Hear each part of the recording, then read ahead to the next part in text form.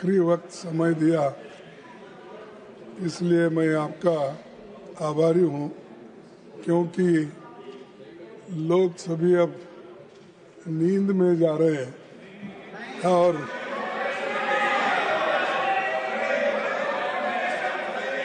आपको सुनने के लिए उत्सुक हैं लोग। ठीक है, नहीं तो कम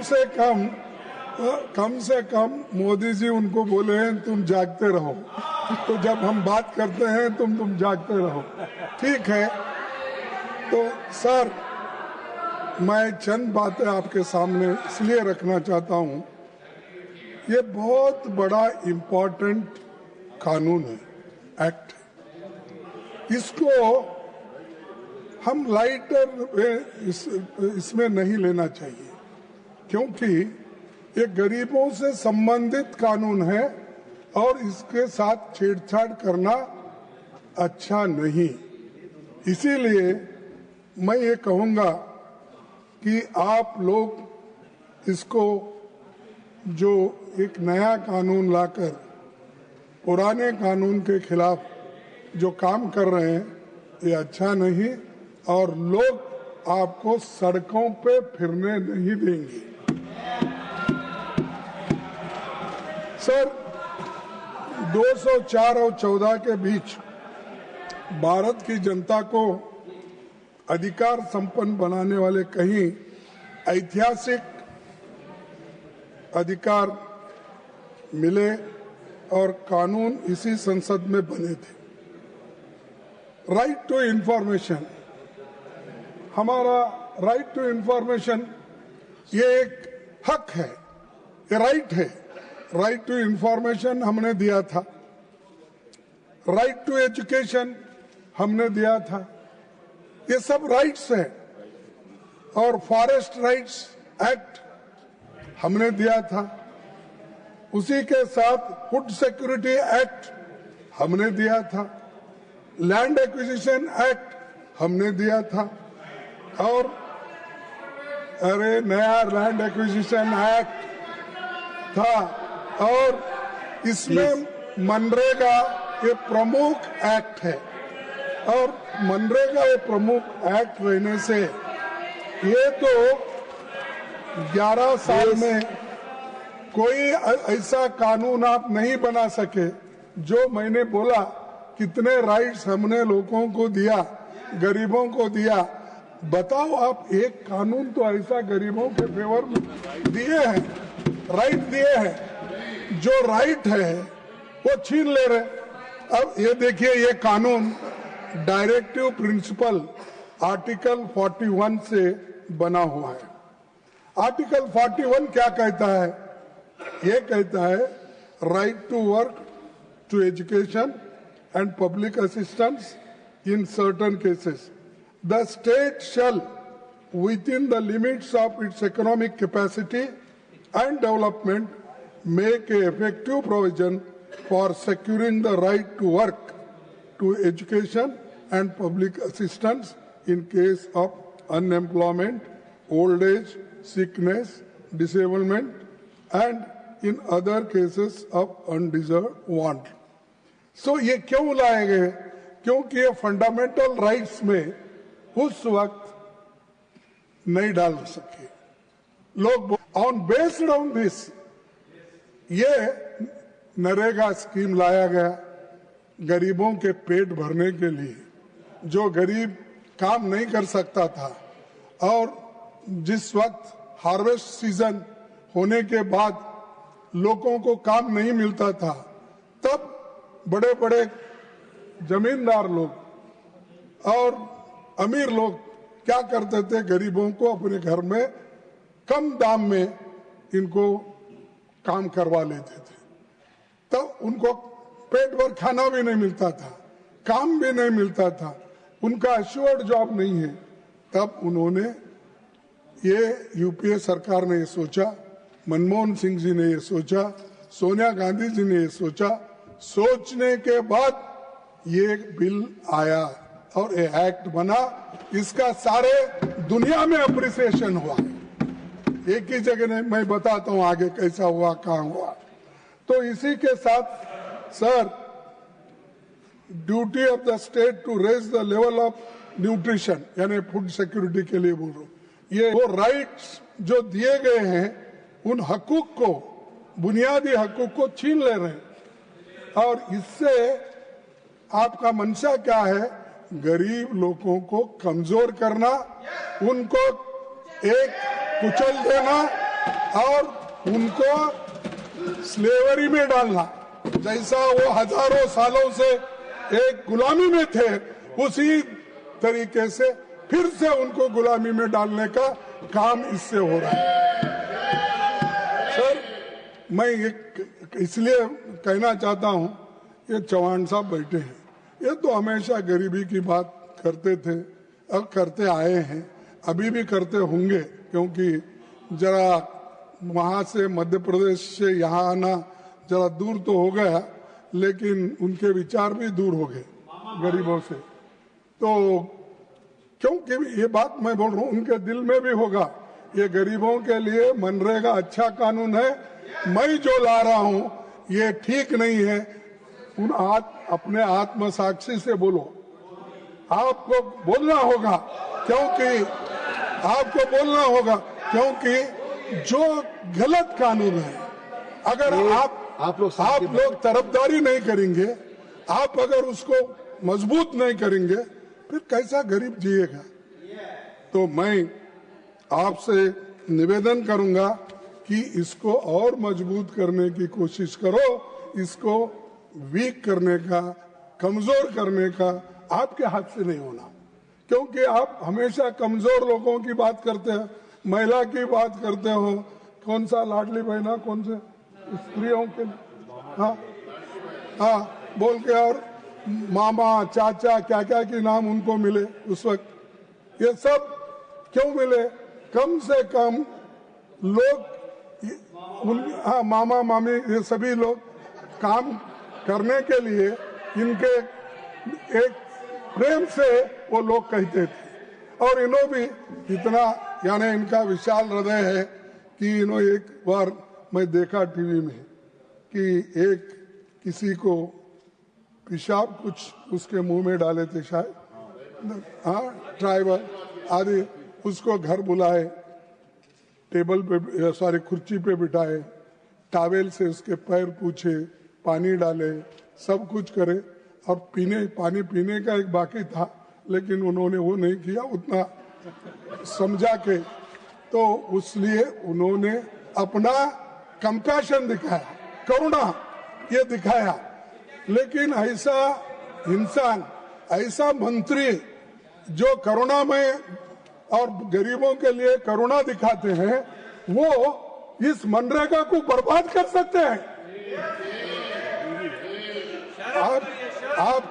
आपका कोई ना कोई मजबूरी है, वो आप बाहर नहीं निकाल रहे, नहीं तो सर वो हमेशा हंसते रहते हैं और सबके साथ हंसते मिलते हैं, लेकिन अब यहाँ आने के बाद इतना दुखी हो गए, इतना परेशान हो गए, क्योंकि पूरा दिल्ली में आने के बाद एक तो पोल्यूशन है ही है, लेकिन शायद आपके सरकार में बहुत बड़ा पोल्यूशन है।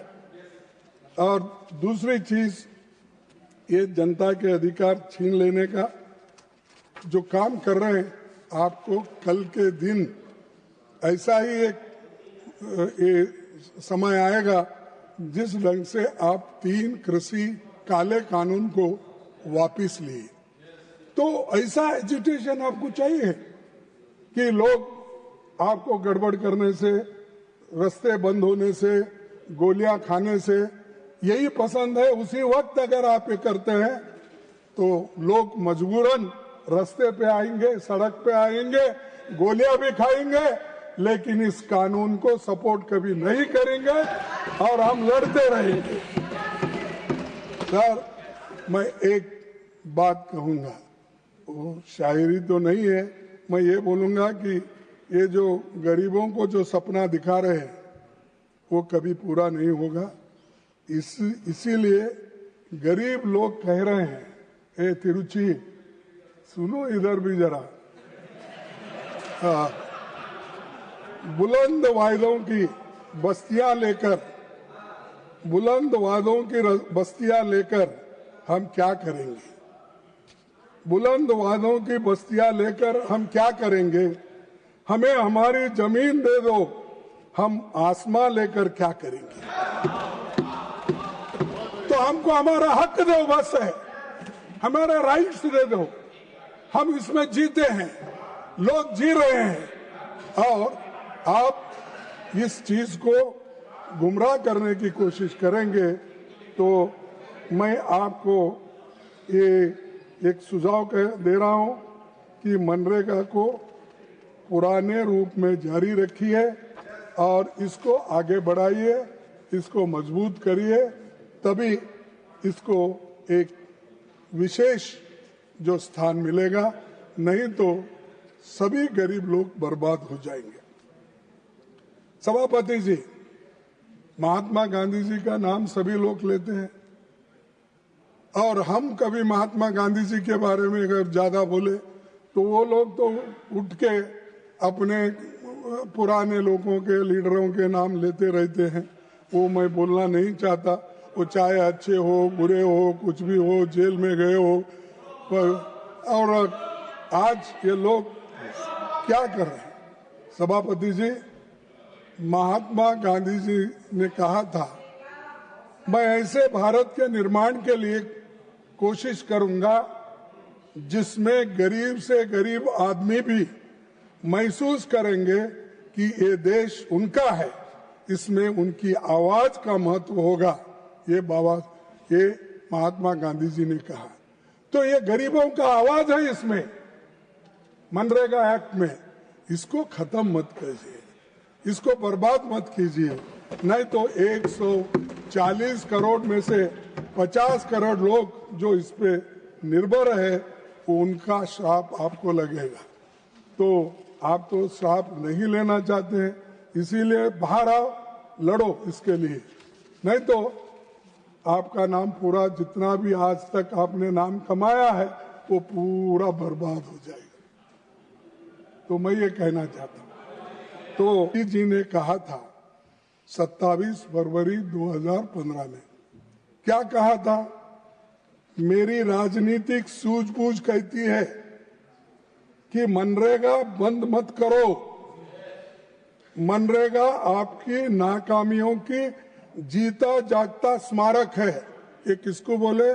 कांग्रेस वालों को बोले। आजादी के 60 साल बाद भी लोगों को गड्ढे खोदने को भेजना पड़ रहा है। इसे मैं बंद नहीं करूंगा, इसे बचा कर रखूंगा ताकि दुनिया को दिखा सकूं कि कांग्रेस ने क्या किया। अरे साहब, नहीं, आपने ये बार बार बोला, एक बार नहीं अनेक बार बोला, और आज वो मनरेगा सही साबित हो गई और मनरेगा ही लाए। इसीलिए मैं पूरे तुम्हारे क्वेश्चन और आंसर्स जितने भी आपने इस सदन में दिए, स्टैंडिंग कमेटी ने, ये पूरे कागज लाया हूँ। अगर मैं सभी चीजें मैं बताऊंगा, खुद एक ही पढ़ के मैं बोलता हूँ आपको, मैं ले ही करता हूँ, लेकिन कम से कम आप ले करने के बाद भी वो लेकर पढ़ते नहीं ना, इसीलिए मुश्किल है। तो sir, government of India has made an assessment of implementation of the Mahatma Gandhi Narega through third-party study in terms of increase in household income, poverty alleviation, etc. by development, monitoring and evaluation of Niti Aayog. Study report has acknowledged the role of Mahatma Gandhi Naregas in providing livelihood security for the rural poor through creation of durable assets, improvement water security, soil conservation and higher land productivity. ये answer 16 तारीख, यही 16 तारीख को 16/12/2025 को आपने दिया।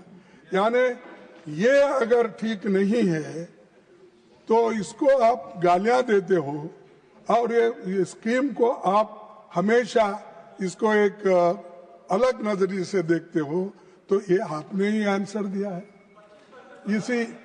इसी सदन में आपने बोले सो मैं बोल रहा हूं, ये पूरे जितने भी 5-6 कागज है मेरे पास, ये सब आपके लोगों ने स्टैंडिंग कमेटी में बोले सो है, आपके लोग प्रश्न का उत्तर देने में बोले सो है, और आपके लोग खुद माना है कि ये स्कीम बहुत अच्छा है, इससे असेट क्रिएट किया गया है।